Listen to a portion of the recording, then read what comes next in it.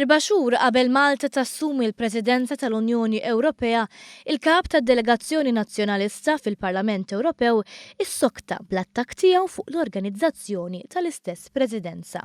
Presidenza li Malta se tkun qed tassumi għall-ewwel darba. Fl-aħħar xhur fil-Partit Nazzjonalista l-Presidenza kienet diskussa għall-iktar minn darba, anke għax huwa sigrit magħruf li l-Kap Nazzjonalista Simon Busuttil kemm il-darba sfrima x-xewqa li jkun hu il-Prim Ministru fil-Presidenza.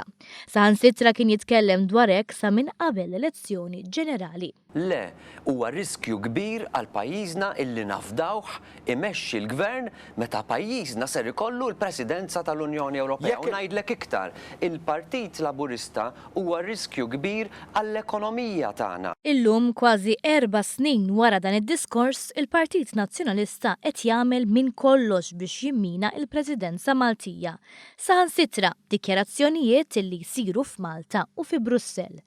Għal David Casa, it-tħejjiet tal-Gvern għall-Presidenza huma dilettanteski u din id-dikjarazzjoni ngħatat prominenza fil-faċċata tan-nazzjon. U raġuni li jagħti dwar għaliex skontu huma dilettanteski hija dik li hu mhux involut fihom.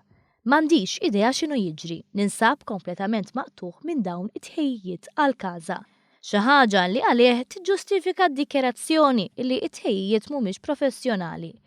Dan il-fatt biss jindika li dawn it-tħejjiet huma dilettanteski għall-MP li kemm ilu li kien hemm bidla fil-Gvern ma tilifx okkażjoni biex fi Brussell jipprova jagħmel il-ħsara li tmexxija ta' pajjiżna u għalhekk lil Malta wkoll.